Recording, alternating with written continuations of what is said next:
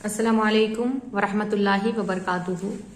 आज हम class 12th का जो हम लोगों का पहला सबक है रिप्रोडक्शन इन लोअर प्लांट, इसका अगला बिट देखेंगे। इम्पोर्टेंट आप लोगों को इसके अंदर जो क्वेश्चंस है वो मैं सॉल्व करा रही हूं। क्वेश्चन है, पारजेरगी को यकीनी बनाने वाले आलात आउटब्रीडिंग डिवाइसेस तहरीर कीजिए। अब जो है पारजेरगी यानी कि क्रॉस पॉलिनेशन, जब एक फूल के जीरे दूसरे फूल पर क्या होते हैं, ट्रांसफर होते हैं, स्टिग्मा पर जाते हैं, तो इसे हम पारजेरगी कहते हैं। बन मीजा नबातात ने खुद जेरगी के अमल को रोककर पारजेरगी के अमल को बढ़ावा देने की गर्ज से फूलों में कुछ तब्दीलियां वाक़ होती है।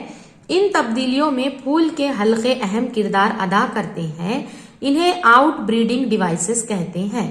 क्या कहा जा रहा है कि पारजेरगी को ही यकीनी बनाना है। खुद जेरगी होना क्या, सेल्फ पॉलिनेशन नहीं चाहिए, हमें क्रॉस पॉलिनेशन चाहिए। इसके लिए फूलों के अंदर खुद से ही तब्दीलियां होती है।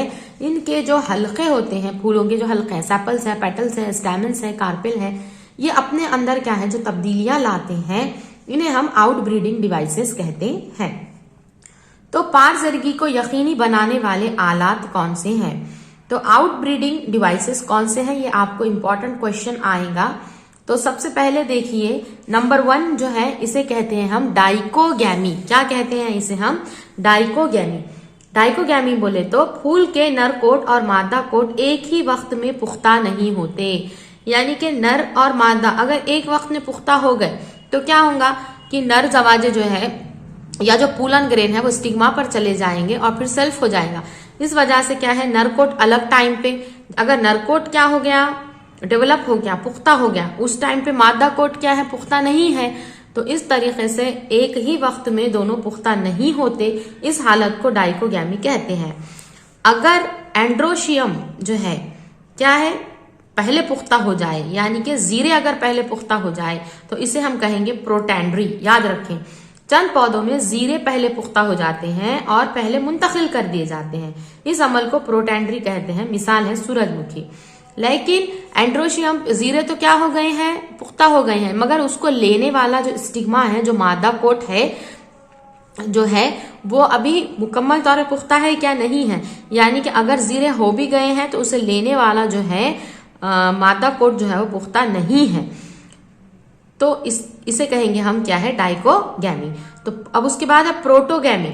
प्रोटोगैमी के अंदर क्या होगा, जब मादा कोट पुख्ता हो जाए तो प्रोटोगैमी, और अगर जीरे पुख्ता हो जाए तो प्रोटैंड्री। तो एग्जाम्पल आप याद रखें, प्रोटोगाइनी की एग्जाम्पल जो है माइकेलिया। तो ये इंपॉर्टेंट पॉइंट हो गया है। इसके बाद है सेल्फ स्टेरिलिटी। खुद जेरगी को रोकने के लिए तीसरा आला जो है वो सेल्फ स्टेरिलिटी है। मसलन ऑर्किड में एक फूल का जीरा इसी फूल की कलगी पर उपजता नहीं और इसी फूल को बार आवर नहीं कराता।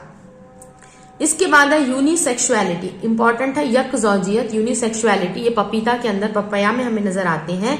इनके फूल यक जिनसी हैं। फूल कैसे हैं, यक जिनसी है। यक जिनसी मतलब कि एक पौधे के ऊपर नर फूल और मादा फूल अलाहिदा अलाहिदा पौधों पर खुलते हैं। इस फूल में सिर्फ पारजेरगी का ही अमल होगा। आपको नाम ही है यूनिसेक्सुअल। यूनि मतलब कि एक, सिर्फ एक ही सेक्स होता है, फूल यक जिनसी होते हैं। उसके बाद है प्रीपोटेंसी। इस अमल में इसी फूल के जीरों की बनिस्बत दूसरे फूलों के जीरे कलगी पर बहुत तेजी से उपजते हैं और जेरगी का अमल पहले ही मुकम्मल हो जाता है। इसके बाद उस फूल के अपने जीरे पुख्ता होते हैं। तो प्रीपोटेंसी में क्या है, प्री यानी कि पहले को कहा जाता है, यानी कि उसी फूल के जीरों की बनिस्बत दूसरे फूलों के जो जीरे होते हैं वो कलगी पर तेजी से उपजते हैं।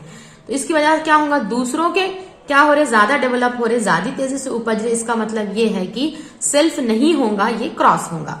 इसके बाद है हेट्रोस्टाइली। हेट्रोस्टाइली को हम कहेंगे हेट्रोमॉर्फी। प्राइमरोज जैसे फूलों में 2 या 3 तरह के फूल होते हैं, जिनमें कलगी यानी स्टिग्मा, जीरेदान यानी एंथर की लंबाई में क्या होता है, फर्क होता है, और इसी फूल के जीरे उसकी कलगी पर मुंतकिल नहीं होते। यानी कि हेट्रोस्टाइली बता रहा है क्या, जो स्टाइल है, क्योंकि आपको मालूम है ओवरी है, स्टाइल है और स्टिग्मा है, तो जो कलगी है और जीरेदान जो है इनकी लंबाई में क्या होगा, फर्क होगा और जीरे पहुंच नहीं पाएंगे, इसे हम हेटेरोस्टाइली कहेंगे। इसके बाद है हरकोगैमी। हरकोगैमी में दो जिनसी फूलों में खुद जैरगी के अमल को रोकने के लिए फूलों में कुदरती तौर पर दोनों जिनसी आज़ा जैसे नर कोट और मादा कोट के दरमियान तबई रुकावट पाई जाती है, जिसकी वजह से खुद जैरगी का अमल नहीं होता। क्या कहा जा रहा है कि दो जिनसी फूलों में खुद जैरगी के अमल को रोकने के लिए कुदरती तौर पर ही नर कोट में और मादा कोट में क्या होगा, तबई रुकावटें होंगी। तो इसे हम क्या कहते हैं, हरकोगैमी। एग्जाम्पल है कैलाट्रोपिस के अंदर। और नेक्स्ट है सेल्फ इनकम्पैटिबिलिटी। फूल में जनीनियाती निजाम की वजह से इसी फूल का जीरा उसकी कलगी पर उपजने से हासिल रहता है, यानी कि वो जीरा कलगी पर नहीं उपजता। इसे हम कहेंगे सेल्फ इनकम्पैटिबिलिटी। मिसाल है तंबाकू। तो इम्पोर्टेंट क्वेश्चन है ये आप लोगों को, जो है पारजेरगी को यकीनी बनाने वाले आलात यानी आउटब्रीडिंग डिवाइसेस आपको लिखने हैं। तो आउटब्रीडिंग डिवाइसेस में डाइकोगैमी पहला, डाइकोगैमी में नरकोट मादा कोट एक वक्त में पुख्ता नहीं होते। अगर जीरे पहले पुख्ता हो गए तो प्रोटैंड्री, अगर मादा कोट पहला हो गया तो प्रोटोगाइनी। इसके बाद है यूनिसेक्सुअलिटी, यकजौजियत है। इसके अंदर जो है एग्जाम्पल है पपाया की, जिसके अंदर नर और मादा फूल जो है वो अलग अलग क्या है, पौधों पर खिलते हैं। प्रीपोटेंसी यानी उस फूल के जीरो की बनिस्बत दूसरे फूलों के जीरे कलगी पर बहुत तेजी से उपजते हैं। हेटेरोस्टाइली के अंदर जो है कलगी और जीरेदान की लंबाई में फर्क होता है। हरकोगैमी के अंदर जो है कुदरती तौर पर मादा कोट और नर कोट के दरमियान में तबई रुकावटें पाई जाती हैं। और सेल्फ इनकम्पैटिबिलिटी में फूल में जनीनियाती निजाम की वजह से इस फूल का जीरा उसकी कलगी पर नहीं उपजता, उपजने से खासिर है। मिसाल है तंबाकू। तो ये क्वेश्चन इंपॉर्टेंट है जो आप लोगों को याद रखने हैं। इसके बाद अगला क्वेश्चन है जीरा कलगी या जीरा मादा कोट ताल्लुक पूलन पिस्टिल इंटरेक्शन बताना है। इंपॉर्टेंट है। जीरे का कलगी पर मुंतकिल होने से लेकर जीरा नली का बैजे में दाखिले तक के तमाम वाक़ियात जीरा मादा कोट ताल्लुक यानी पूलन पिस्टिल इंटरेक्शन कहलाते हैं। पारजेरगी के अमल में ये यकीनी नहीं होता कि मखसूस जीरा ही कलगी पर पहुंचे, इसलिए मादा कोट में ये सलाहियत होती है कि वो जीरे की शनाख्त करे। अगर जीरा सही किस्म का है तो मादा कोट इसको हासिल करता है, वरना मादा कोट इसे हासिल नहीं करेगा या रिजेक्ट कर देगा। इस तरह सही जीरा कलगी पर उपज होती है और जीरा नली निकलकर मौसली से गुजरकर बैजेदान तक पहुंचती है और बार आवरी का अमल होता है। ऐसा माना जाता है कि जीरा और बैजेदान में कुछ जुज होते हैं जो एक दूसरे को अपनी तरफ खींचते हैं और ये अमल ही पूलन पिस्टिल इंटरेक्शन कहलाता है। अब यहाँ पर क्या कह रहा है, देखिए यहाँ पर मैं आप लोगों को थोड़ा समझा लेती हूँ कि क्या है। कि अगर सपोज हम बात कर रहे हैं कि ये है हमारे पास एक फूल की, यहाँ पे आप लोगों को ये ओवरी स्टाइल और स्टिग्मा नजर आ रहा है। ये क्या है, स्टिग्मा है, और ये क्या है, स्टाइल है, और ये क्या है हमारे पास, ओवरी है ना। ओवरी है, स्टाइल है और स्टिग्मा है। अब इसके अंदर जो है यहाँ पर मैं बता रही हूँ कि मुख्तलिफ किस्म के अगर सपोज फूल है, अगर ये सपोज कि क्या है रेड रोज है, अगर मेरे पास जो है वो लाल गुलाब है, अगर मेरे पास यहाँ पर जो है सूरजमुखी है, या मेरे पास और कोई दूसरा जो है वो पौधा है, और ये जो स्टिग्मा है ये मेरे पास जो है वो अगर चाइना रोज का है, किसका है वो, चाइना रोज का है, और यहाँ पर ये वाला फूल भी किसका है, चाइना रोज का है। अब देखिए कि अगर मैं कह रही हूं कि इसके पूलन ग्रेन जो है वो स्टिग्मा पे आ सकते हैं, चाइना रोज के भी आ सकते हैं, मोगरे के भी आ सकते हैं, चमेली के भी आ सकते हैं, और गुलाब के भी आ सकते हैं। तो ये जो स्टिग्मा है ये अगर चाइना रोज का है तो इसे हम स्टिग्मा को क्या कहेंगे, पिस्टिल। क्या कहेंगे, पिस्टिल। और यहां से जो आ रहे हैं वो कौन है, पूलन है। तो बिल्कुल स्टिग्मा जो है अपने ही जो है पूलन ग्रेन उनको क्या कर लेंगी, वो पहचान लेंगी, और वही पूलन ग्रेन उसके स्टिग्मा पर क्या होंगे, कलगी पर यहाँ पर ये बैठेंगे और वो जो स्टिग्मा है उसकी शनाख्त कर लेंगी। और अगर कोई दूसरे पूलन ग्रेन यहाँ पर आते हैं तो वो उसे क्या कर देंगी, रिजेक्ट कर देंगी। तो ये माना जाता है कि ये पूलन ग्रेन जो है, जो जीरा है, और जो ये बैजेदान के अंदर भी कुछ ऐसे केमिकल्स होते हैं जो क्या करते हैं, ये जीरे को अपनी तरफ क्या है, खींचते हैं। तो ये अमल, अब यहाँ पे देखिए किसका इंटरेक्शन हो रहा है, पूलन ग्रेन का और पिस्टिल का, तो इसे हम इसीलिए कहते हैं पूलन पिस्टिल इंटरैक्शन। इसीलिए हम इसे क्या कहते हैं, पूलन पिस्टिल इंटरैक्शन। कि कोई दूसरे जो अगर कभी जीरे आकर भी मादा कोट के ऊपर कलगी पर जो है वो बैठ जाए, तो ये जो कलगी रहेंगी, ये जो स्टिग्मा रहेगा, उन्हें क्या कर देगा, वो रिजेक्ट कर देगा, हटा देगा। तो इस तरीके से ये अमल जो है जिनसी तौलीद और बीज बनने के अमल में अहम रोल अदा करता है और इसकी वजह से जीरे को मसनवी वास्ते में उपजने में मदद मिलती है। तो यहाँ पर ये क्वेश्चन भी इंपॉर्टेंट है, जीरा कलगी या जीरा मादा कोट ताल्लुक पूलन पिस्टिल इंटरेक्शन की वजाहत करनी है।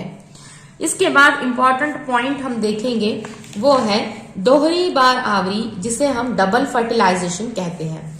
दोहरी बार आवरी जिसे हम क्या कहते हैं, डबल फर्टिलाइजेशन। अब आपको फर्टिलाइजेशन का मतलब पता है।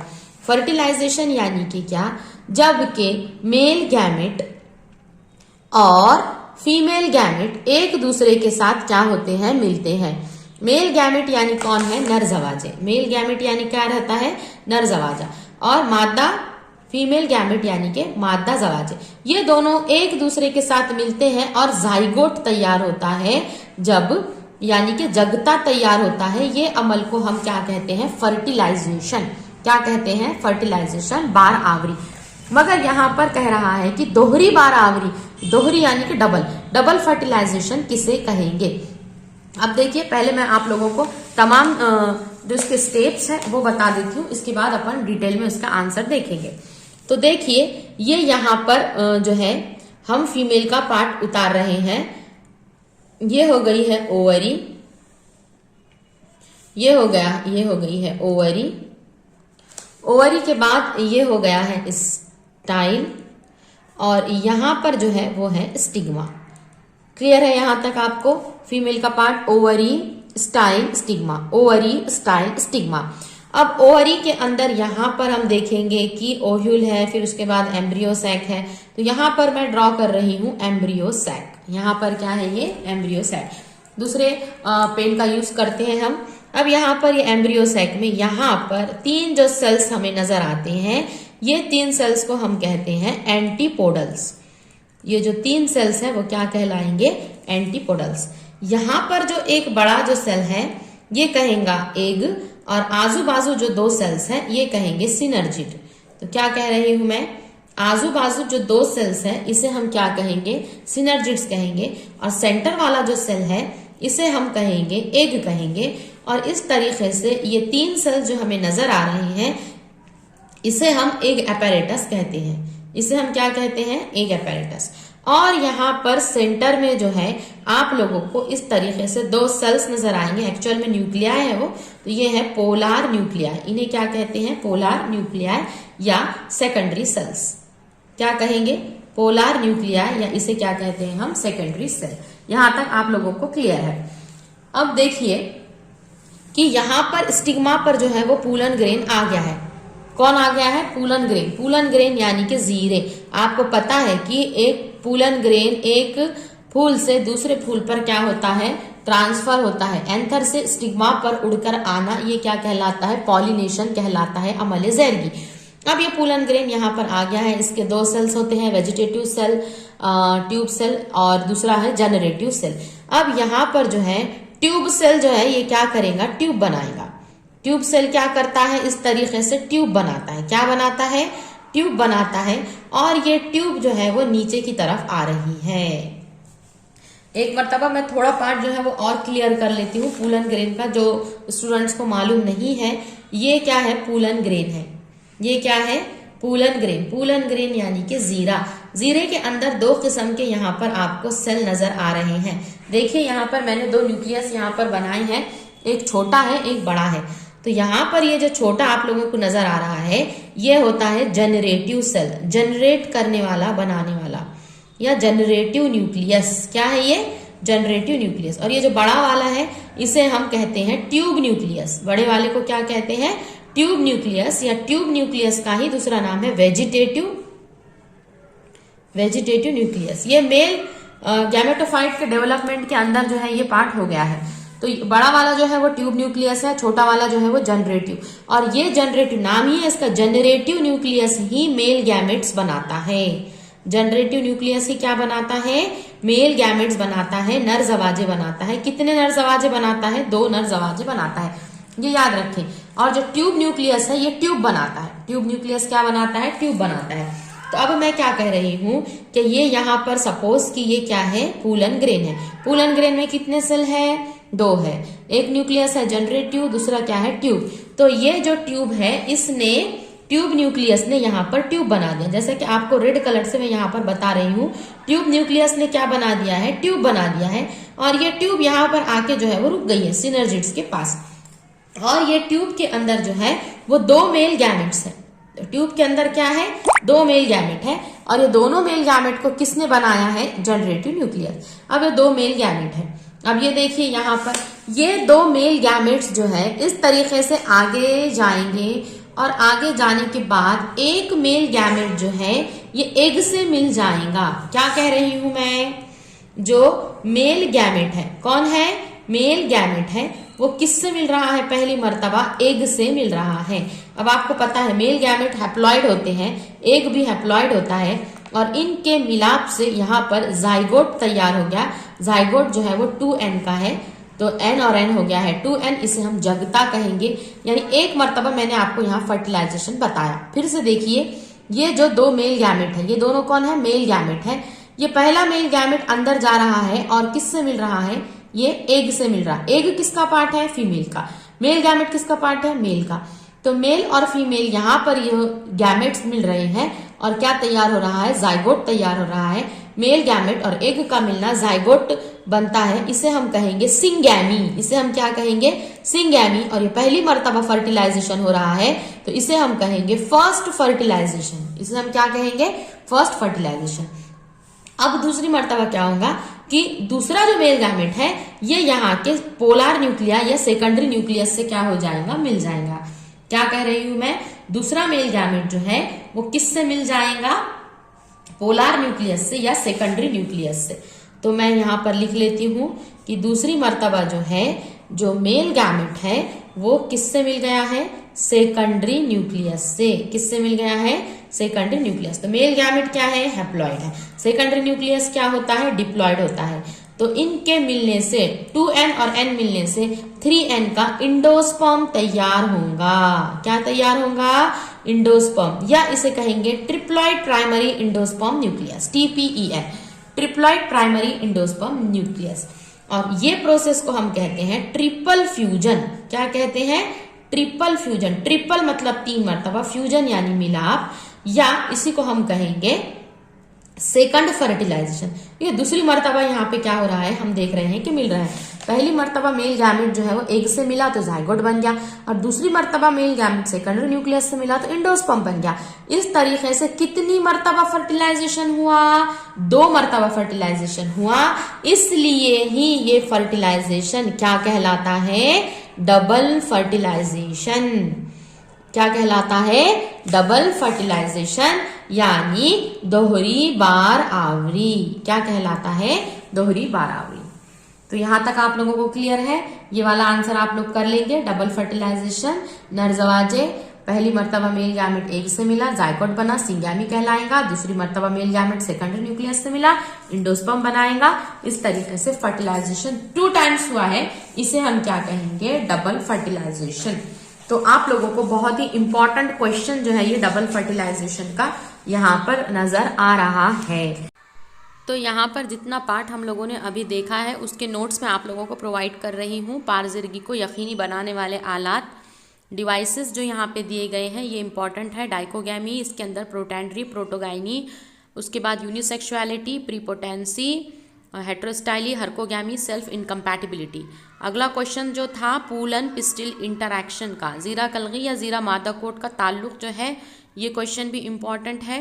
इसके बाद जो बहुत ही अहमियत का सवाल हमने देखा है वो दोहरी बार आवरी, डबल फर्टिलाइजेशन, इसके तमाम पॉइंट्स, इसके डायग्राम यहाँ पे देखिए। ट्रिपल फ्यूजन क्या है, सिंगैमी क्या है, मेल फीमेल गैमेट्स कैसे मिल रहे हैं, इसके तमाम पॉइंट्स यहाँ पे दिख रहे हैं। पहली बार आवरी सिंगैमी क्या है, दूसरी बार आवरी या तेहरा मिलाप किसे कहते हैं, क्या तैयार होता है, और दोहरी बारहवरी की अहमियत, सिग्निफिकेंस ऑफ डबल फर्टिलाइजेशन भी बहुत इंपॉर्टेंट है। ये क्वेश्चन लॉन्ग आंसर क्वेश्चन आपका बन सकता है। तो वीडियो को आप ज़्यादा से ज़्यादा शेयर कीजिए, और कोई डाउट है तो कमेंट बॉक्स में पूछिए, और अल्फाज चैनल को सब्सक्राइब कीजिए। तो मिलते हैं आप लोगों से अगले वीडियो में। अल्लाह हाफिज़।